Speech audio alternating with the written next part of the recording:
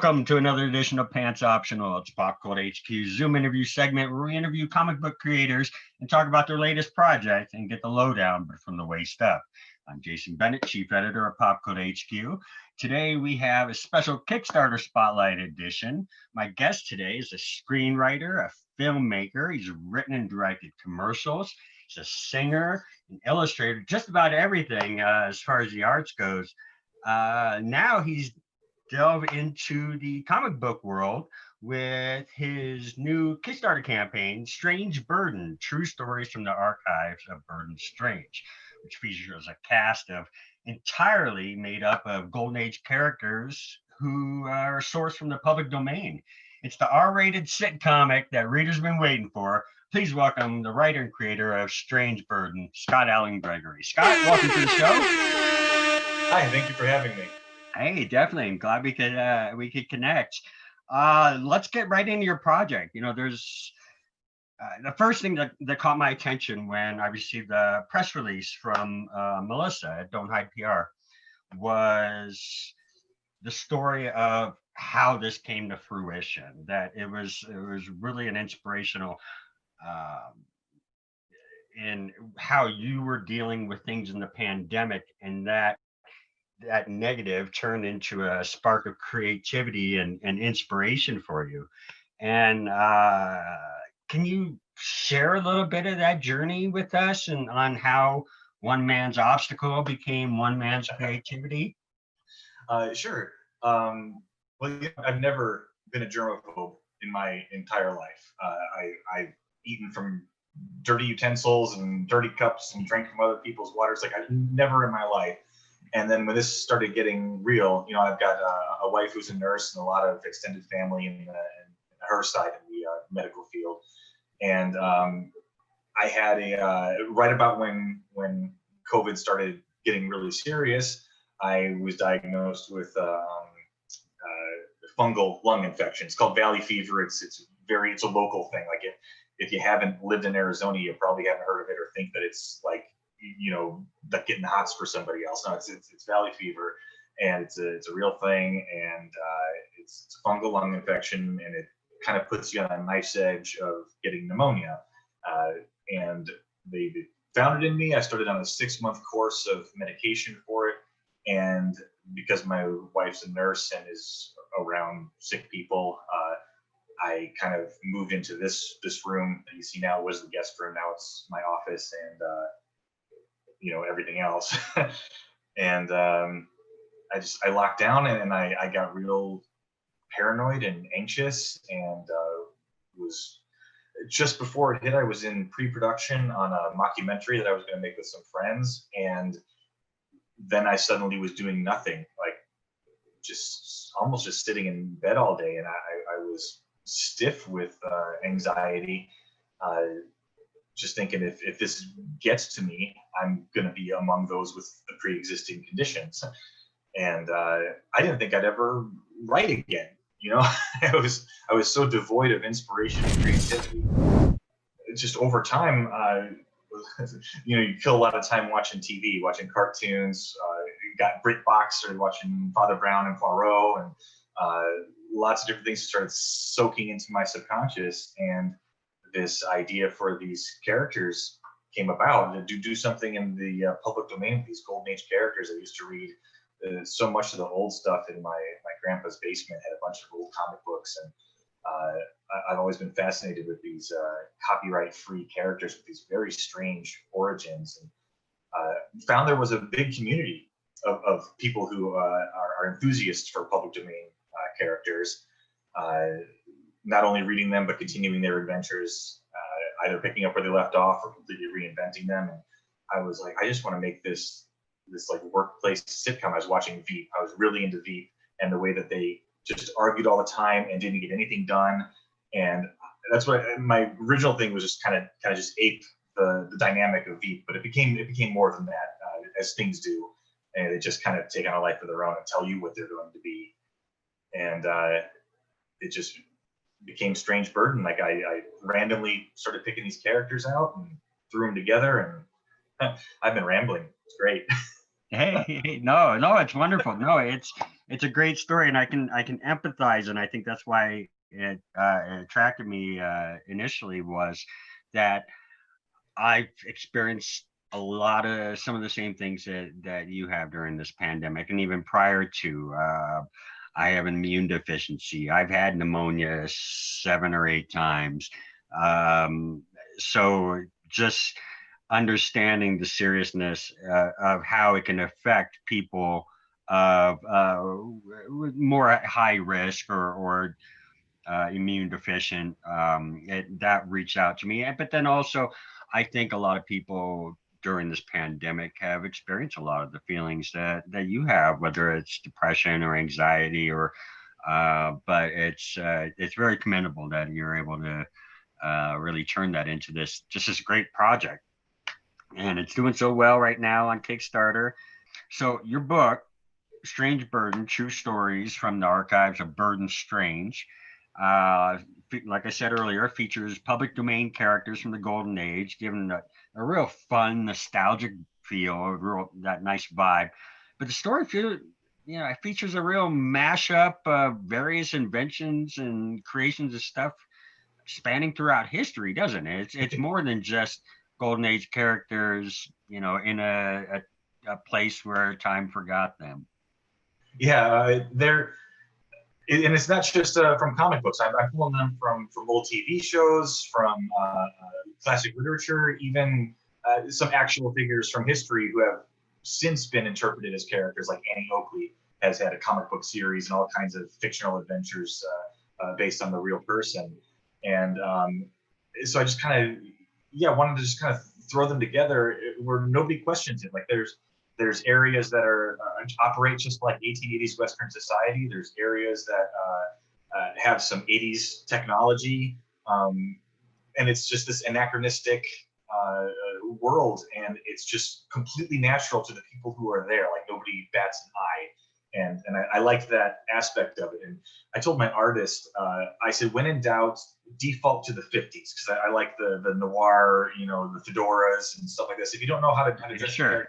if I'm not real specific in the how the interior or exterior goes, how the street should look, let me default to the 50s, because that's when these characters were really thriving, in the 40s and 50s. A lot of them. And it does have that vibe that really jumps off the page. And speaking of your artist, your team with Tiago Mata, I and believe that's how it's pronounced. Yeah. I'm sorry, is that right? I think so. Yeah, Mata. He says that there's a trick to the TTA, and I haven't quite mastered it. So Tiago Mata is how I've been saying it. Okay. Well, and also well-established letter of Micah Myers. It was great seeing on there. How did you team up with these two creators, and why do they work so well for this mystery adventure in issue 1, The Case of the Mangled Ankles? I looked at a lot of artists, and I messaged quite a few also, and just to see, I knew this was going to be a big project with a lot of parts, at least 5 parts for the first story arc, and I wanted somebody who could really work with and that really understood it. And just in communicating, and there's several artists that I've met that I will probably work on future projects with, but for this particular storyline, Tiago's art and his attitude and his devotion to his craft and his love of the story, like he made me feel really good. Like I like to make the artists feel good and tell them what a great job they're doing. He was like, this is really good writing. He's like, this is so clever and so snappy. And I was like, no, you don't have to tell me that. I'm hiring you, But it was, you got the job. But, right. You're in. We formed a very sincere friendship. And just seeing his work. And I did a test piece with him because I wanted to make sure that he could, a lot of people can do really good pinup work, and he had a lot of pinups and stuff. Didn't have a lot of sequential arts, didn't have a lot of storytelling to show. And this is actually his first sequential art project. Okay. I think he's definitely not going to be his last. He's going to be definitely going places. He's so good. But I gave him a test piece, a single panel with every character, and I gave them all something to do that they were kind of interacting, and I wanted it to be like a Norman Rockwell piece where you find the story in a single image and you kind of figure it out as you go. And he just nailed it. Like there were several points. There were at least 20 or 30 different things that had to be going on in this picture, and exchanges in the relationships and how people were looking at one another. And he killed it. I said, this is the guy. Nice. And then with Micah, that was a no-brainer. I jumped on a letterer group on Facebook, and I just looked at everybody, and a lot of really good talent, but he rose to the top. He just popped. And it's the invisible arts.